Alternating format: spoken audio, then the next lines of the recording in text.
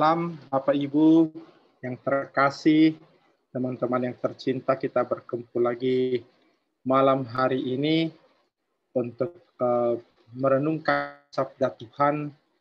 Tema kita malam hari ini adalah mengenalkan anak pada Allah, dan untuk bacaan kita, saya mengambil dari Injil Markus bab 10 ayat 13 sampai 16. Apakah suara saya cukup bisa didengar dengan baik ya? Pastor. Cukup, Pastor. Baik. Ya. Tuhan bersamamu dan bersama rohmu. Inilah Injil Tuhan kita Yesus Kristus menurut Markus. Dimuliakanlah Tuhan.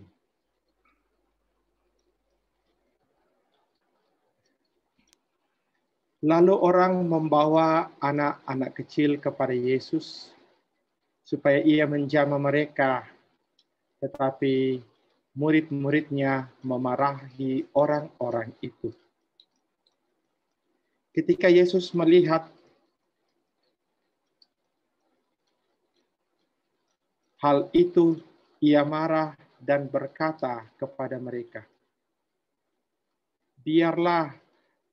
biarkan anak-anak itu datang kepadaku. Jangan menghalang-halangi mereka, sebab orang-orang yang seperti itulah yang empunya kerajaan Allah. Aku berkata kepadamu, sesungguhnya barang siapa tidak menyambut kerajaan Allah seperti seorang anak kecil, ia tidak akan masuk ke dalamnya. Lalu ia memeluk anak-anak itu dan sambil meletakkan tangannya atas mereka, ia memberkati mereka. Demikianlah Injil Tuhan. Terpujilah Kristus. Bapak, Ibu, saudara-saudari terkasih, ya, kita bertemu malam ini untuk sharing iman. Ya.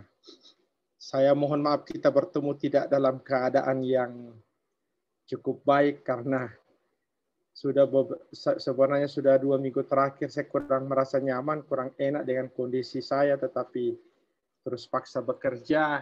Minggu lalu saya ada di Saluampak, lalu pulang, dan kemarin harus ke Toraja. Dan ternyata kondisi saya setelah tiba di Toraja sangat drop. Tadi malam harus dibawa ke rumah sakit untuk dicek dulu. Syukur saya bisa beristirahat tadi malam dan sekarang masih bisa beraktivitas. Ya. Nah, saudara-saudari, ya, tadi saya menyimak doa yang disampaikan oleh Pres tadi. Bagi saya doa itu menjadi doa yang sangat luar biasa karena menyinggung soal satu hal, menyangkut keluarga. Keluarga bagi kita adalah sosok yang tidak pernah bisa lepas dari hidup kita. Bagaimanapun keadaan kita senantiasa terikat dalam keluarga. Kita punya orang tua dan saudara-saudari, kalau kita punya adik kakak, kita punya anak bagi mereka yang berkeluarga.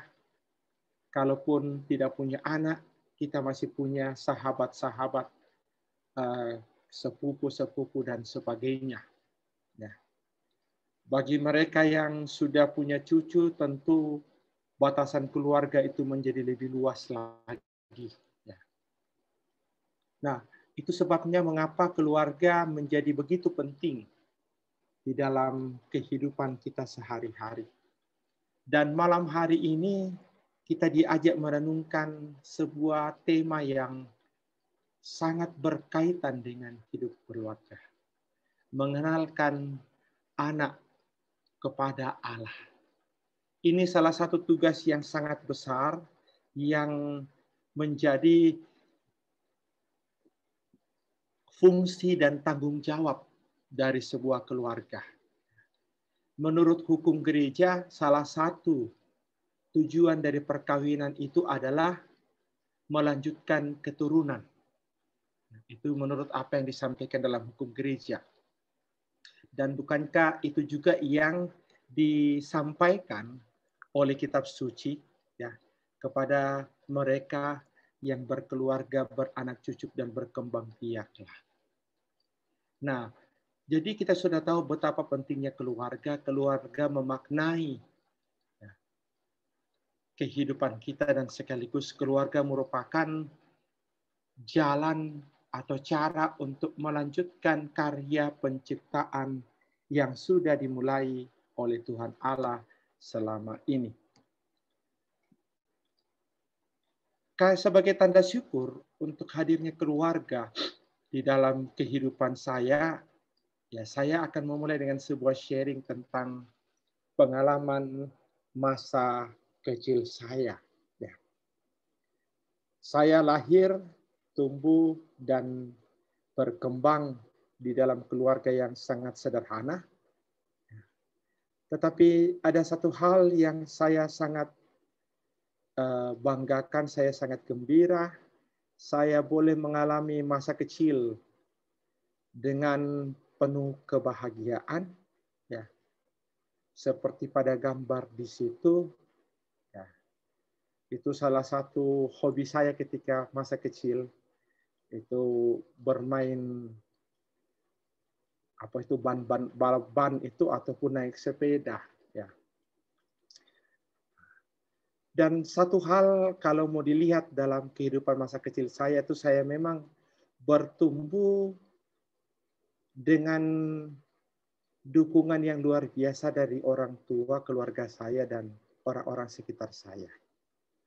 Mari kita menyempitkan kalau saya mau sharingkan pengalaman saya bagaimana diajak oleh orang tua untuk mengenal Allah ketika masa kecil saya. Ada beberapa peran orang tua yang saya catat sangat menentukan di dalam kehidupan saya sampai saya menjadi seorang imam. Ya.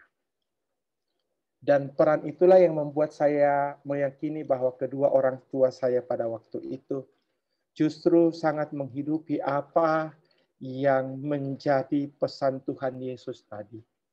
Biarkan anak-anak datang kepadaku.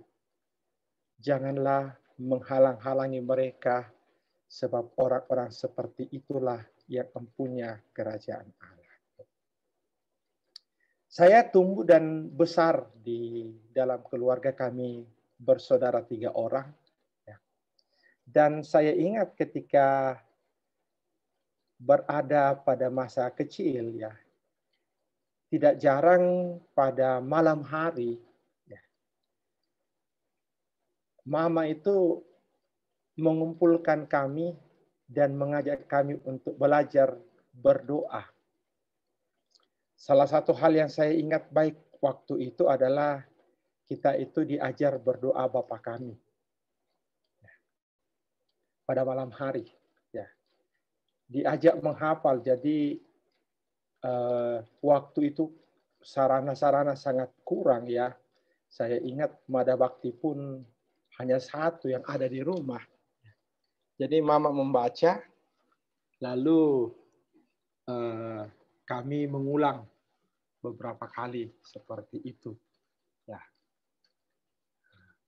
itu dibuat ya, untuk belajar berdoa itu dibuat terlebih ketika saya sudah mau menyambut komuni pertama. Ya, pelajaran doa, belajar Bapa Kami, Salam Maria itu terjadi. Itu pengalaman soal iman Katolik. Lalu orang tua juga ya, itu meneladankan bagaimana menjadi orang Katolik yang baik dan terlibat di dalam gereja. Aktif dalam doa rukun atau kegiatan di gereja. Jadi kalau saudara-saudari yang mengenal Kota Makassar, waktu itu rukun kami itu saya tinggal di Jalan Daeng Tata di Parangtambung itu mulai dari frateran hamba-hamba Kristus itu wilayahnya itu di Jalan Kumala sampai ke perbatasan Sungguh Minasa. Dan Mama, Bapak itu ikut doa rukun, ya. Lalu kami yang masih anak-anak kecil itu diajak. Dan bukan hanya saya saja, jadi ada beberapa anak-anak kecil yang diajak oleh orang tua untuk ikut doa rukun. Ya. Waktu itu tahun 80-an ya, jadi kita bisa tahu bagaimana kondisi tahun 80-an. Kadang kita harus jalan kaki, atau naik PT-PT, atau bahkan menumpang pada orang lain. Ya. Jadi setiap hari Rabu itu kita pergi ikut doa rukun. Walaupun waktu itu ya motivasi anak-anak, ya tahulah kami ada beberapa kelompok anak kecil yang diajak itu, motivasinya kan itu lain. Ikut doa rukun itu enak, kenapa? Karena setelah doa rukun kita makan kue. Nah, seperti itu ya. Jadi itu yang terjadi. Nah, itu yang dibuat ya. Ibu juga, mama juga kan kerja di Frateran Hamba-Hamba Kristus sehingga sangat aktif di gereja. Ya, bahkan sampai menjelang dia meninggal pun dia masih aktif sekali.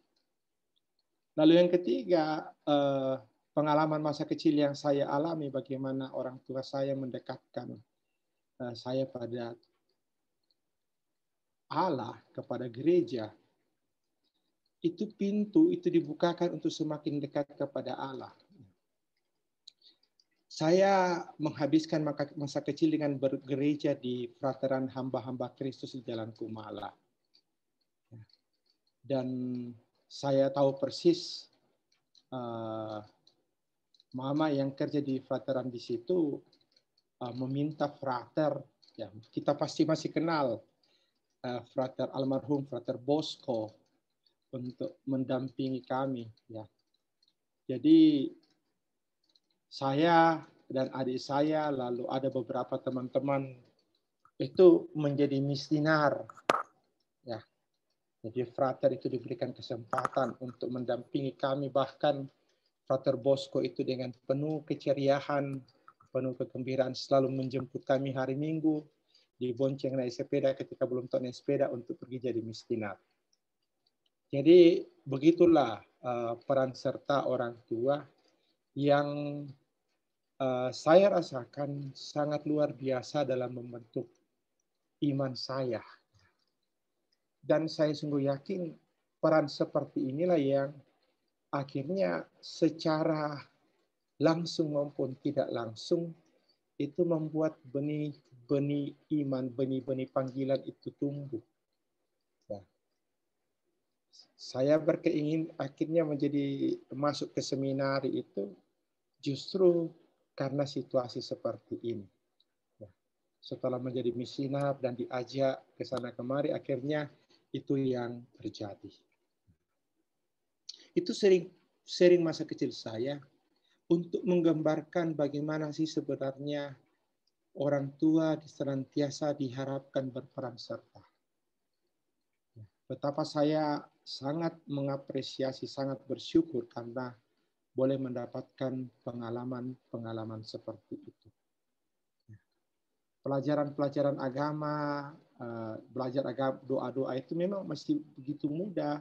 Ikut doa rukun masih begitu mudah karena memang waktu itu tidak ada kegiatan lain yang kita buat pada malam hari. Itu memang yang membedakan sekarang. Sekarang dengan begitu banyak kesibukan, begitu banyak hiburan dan hal-hal lain yang kita buat, kadangkala orang tua harus berhadapan dengan tantangan-tantangan. Saya kadangkala cerita bagaimana kepada para guru yang saat ini saya dampingi di yayasan, ya kita berhadapan dengan anak-anak yang jarang melihat orang tua mereka. Orang tua itu pergi bersamaan dengan terbitnya matahari dan pulang bersamaan dengan hadirnya bulan.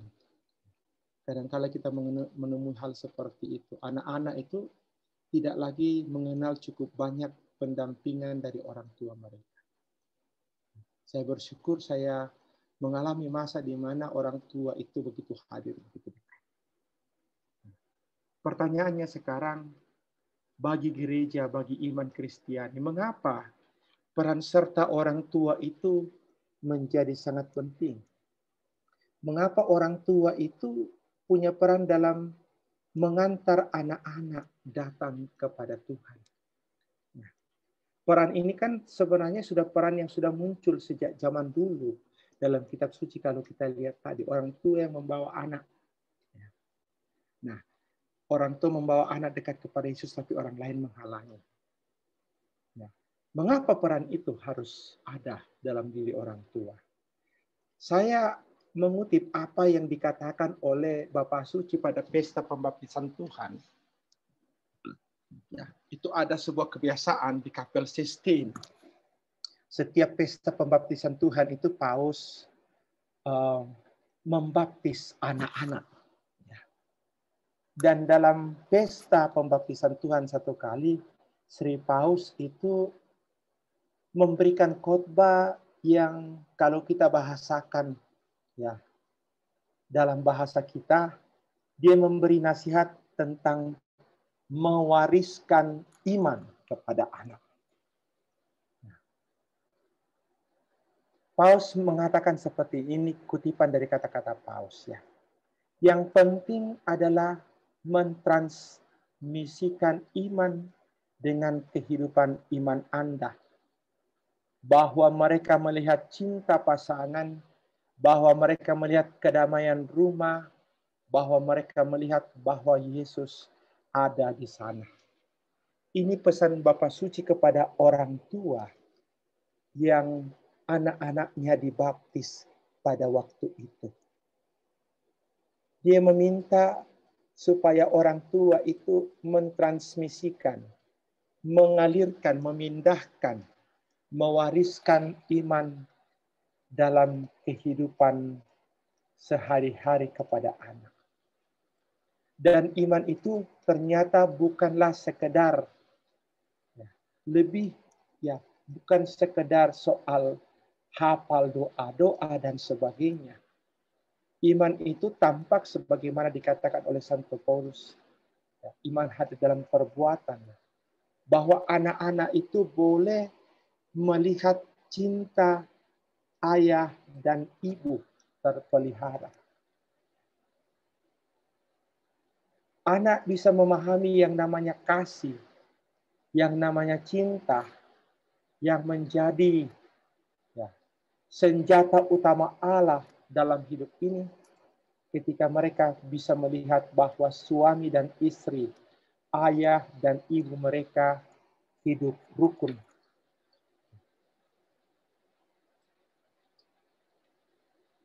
Dan hal seperti itu juga lah yang saya saksikan dalam kehidupan rumah tangga ayah dan ibu saya. Bagaimana keharmonisan itu bisa terpelihara. Bagaimana sukacita cinta suami istri itu tetap terjaga. Bahwa mereka melihat kedamaian di rumah. Tidak ada, saya biasa istilahkan perang dunia ketiga di rumah atau piring berterbangan.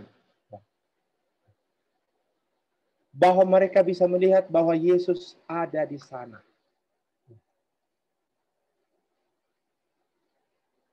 Dengan cara apa? Seperti tadi, mengajarkan kami untuk menjadi bagian dari gereja Katolik dengan baik. Saya ingat ketika kecil itu, pokoknya yang namanya kegiatan-kegiatan gereja, pokoknya yang namanya berkaitan dengan iman di rumah itu harus dipelihara dengan baik. Diajarkan kepada kami di mana harus salib ditaruh di rumah, supaya bisa dilihat orang, seperti itu. Jadi inilah tugas utama. Dan yang luar biasanya, Bapak Suci itu juga melengkapi anjurannya dengan mengatakan hal ini dalam dokumen Amoris Laetitia tahun 2016 yang lalu. Dia mengingatkan bahwa keluarga itu harus terus-menerus menjadi tempat di mana kita belajar memahami alasan keindahan iman, berdoa, dan melayani sesama. Rumah kita itu adalah rumah di mana kita belajar sebenarnya sederhananya menjadi pengikut Yesus yang baik. Dan saya percaya kita yang hadir di sini, kita yang boleh ikut doa-doa seperti ini adalah itu kita ini adalah buah-buah dari hadirnya keluarga yang menjadi tempat kita belajar, memahami iman kita. Kita tidak akan pernah mungkin sampai pada titik ini kalau di masa lalu kita orang tua tidak pernah mengajarkan hal-hal seperti ini. Saya tahu beberapa dari kita sejak saya top dulu saya tahu yang hadir ini rata-rata adalah orang-orang yang memang sangat aktif dalam hidup beriman. Dan orang tua menjadi orang yang sangat aktif, menjadi figur-figur yang sangat menghidupi iman Kristiani, dan buahnya sekarang ada pada anak-anak, ada pada cucu. Semuanya itu bisa terjadi justru karena keluarga. Dan tugas kita sekarang anak-anak ini adalah meneruskan apa yang sudah dibuat oleh orang tua kita pada masa waktu itu. Dan itulah sebenarnya saya sangat terkesan dengan istilah yang dipakai oleh Bapak Suci. Warisan. Mewariskan iman. Artinya apa? Kalau kita bicara soal warisan itu kan itu sesuatu yang berharga yang diberikan kepada orang yang paling berharga dalam hidup ini. Dan kita semua menerima warisan itu. Kita menerima apa yang berharga dalam kehidupan kita setiap hari. Apa yang berharga itu adalah kita boleh mengenal Tuhan. Kita ini semua, bukan hanya saya. Saudara-saudari yang hadir di sini adalah produk dari orang tua yang mewariskan hal yang luar biasa. Orang tua yang menurut kitab suci tadi membawa kita dekat kepada Allah. Nah, tugas kita sekarang adalah melanjutkan warisan itu. Tugas kita adalah melanjutkan warisan itu. Bagaimana supaya anak-anak kita ke depan boleh mengenal Allah dengan lebih baik.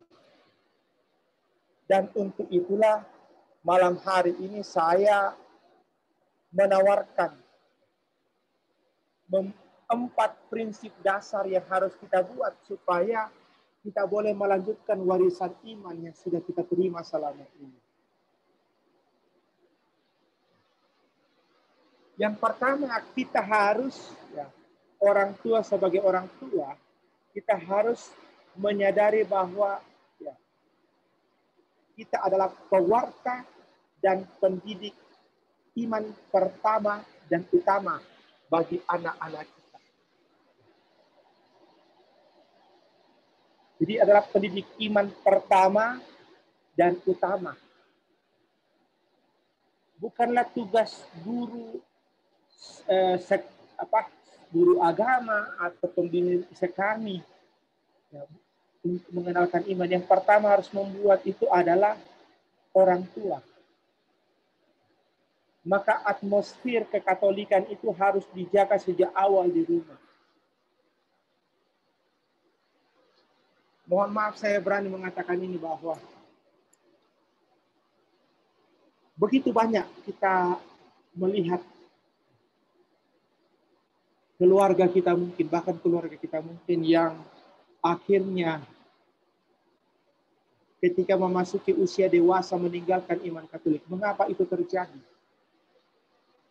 Itu karena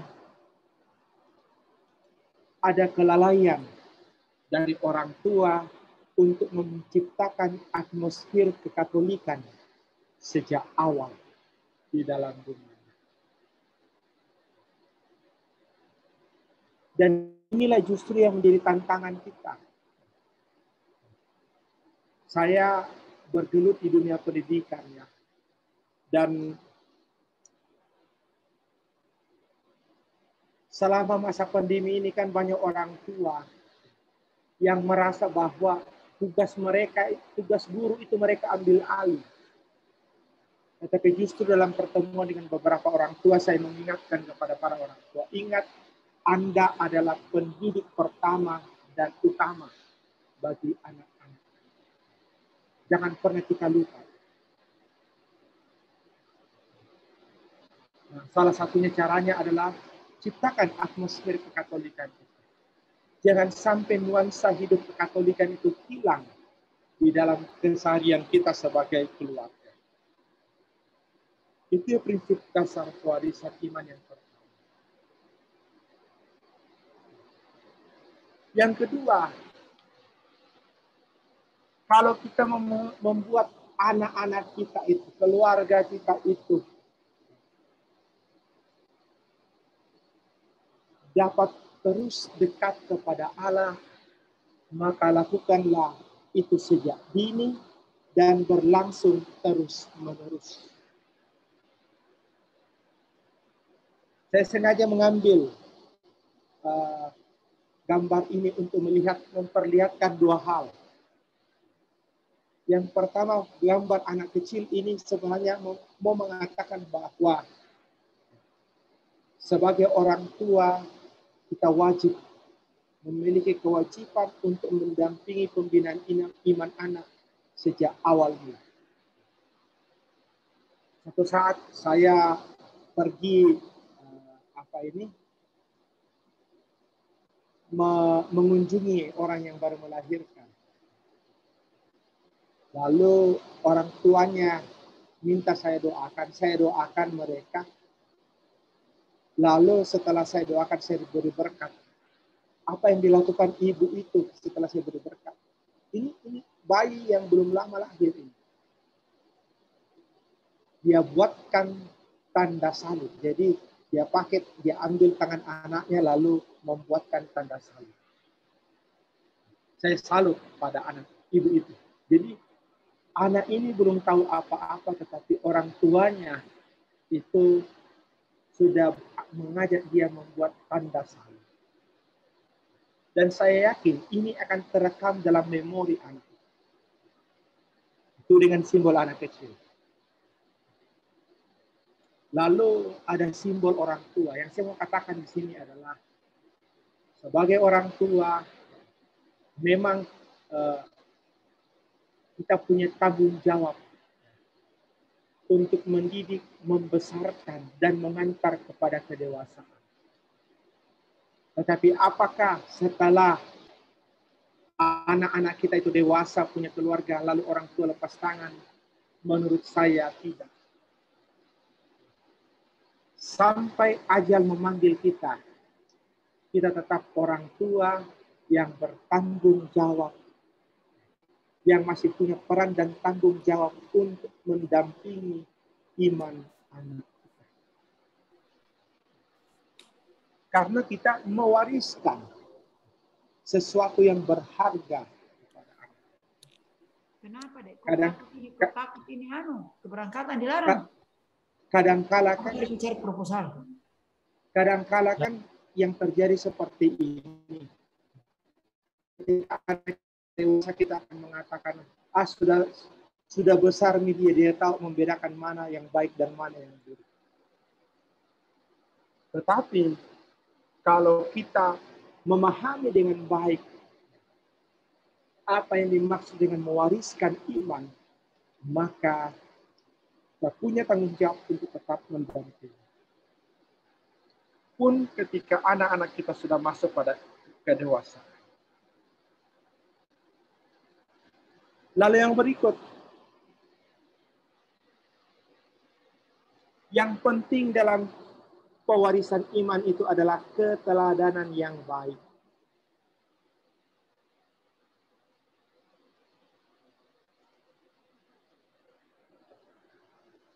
Saya ingat ketika saya kecil, ya, satu kali bapak saya itu lama tidak pergi ke gereja.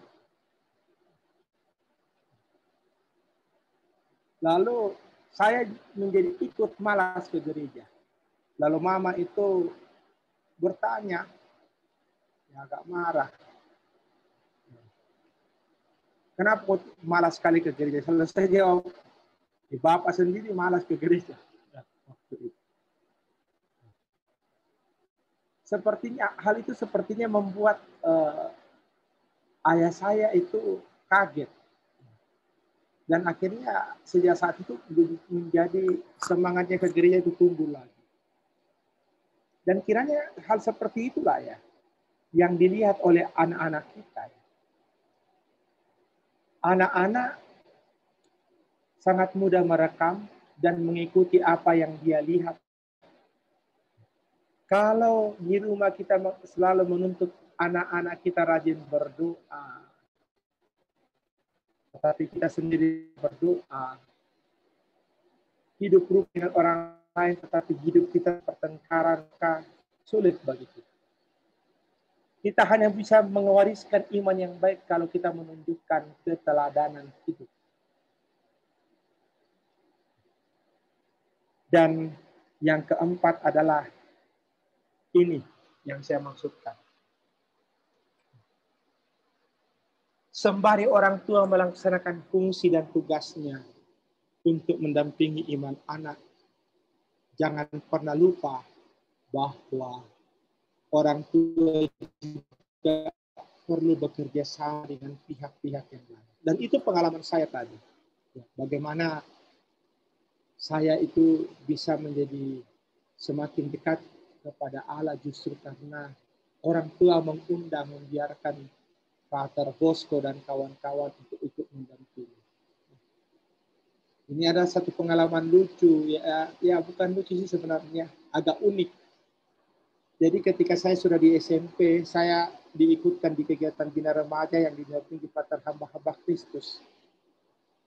Lalu waktu itu ada satu frater yang bernama Frater Kosmas Kopongboro.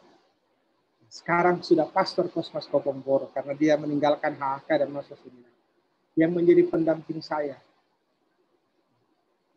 Ketika saya lulus seminari, masuk di kelas KTB, ternyata Frater Kosmas ini juga mendaftar. Pendamping saya ini mendaftar, masuk seminar dan masuk di KTA. Jadi ketika sampai di seminari saya kaget, jadi saya di kelas 0, dia di kelas KTA. Seperti itu. Ini hal yang luar biasa. Jadi sampai sekarang kami rekan kerja dan dia sering datang ke tempat saya. Dia jauh lebih tua, mungkin sekitar 15 tahun di atas usia saya, tetapi dia tetap sampai saat ini melakukan proses pendampingan. Mengingatkan saya kalau ada hal yang menurut dia kurang pas saya lakukan sebagai seorang ibu. Nah, itu adalah buah yang saya peroleh dari keterbukaan Bapak dan Mama membiarkan saya juga didampingi oleh orang lain. Seperti itu. Jadi kita orang tua pasti membutuhkan orang-orang lain di sekitar kita yang membutuhkan kerjasama supaya untuk membina iman kita. Dan saudara-saudari, ini 4 prinsip. Lalu ada satu hal terakhir yang saya mau katakan.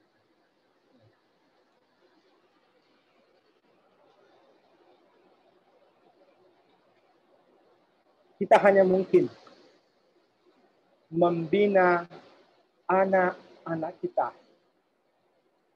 untuk menjadi orang Katolik yang baik, untuk mengenal Tuhan ketika kita menyadari kembali betapa sucinya rahmat sakramen perkawinan yang telah kita janjikan di hadapan Allah.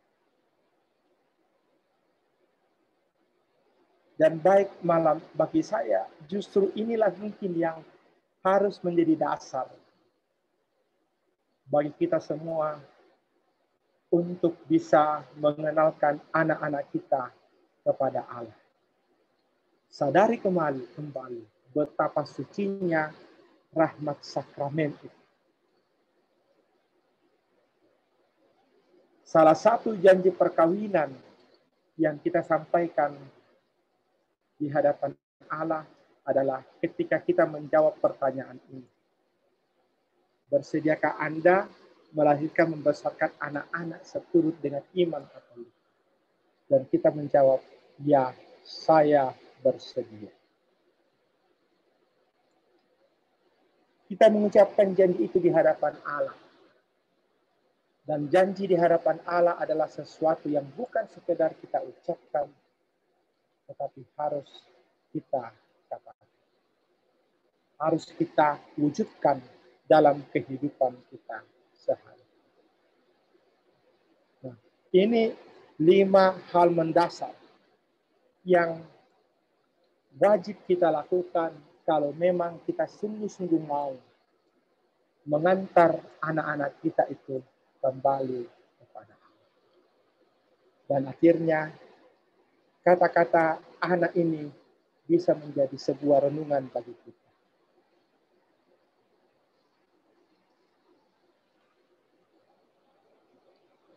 Anak-anak kita membutuhkan kehadiran yang lebih dari sekedar hadiah-hadiah yang kita berikan kepada mereka.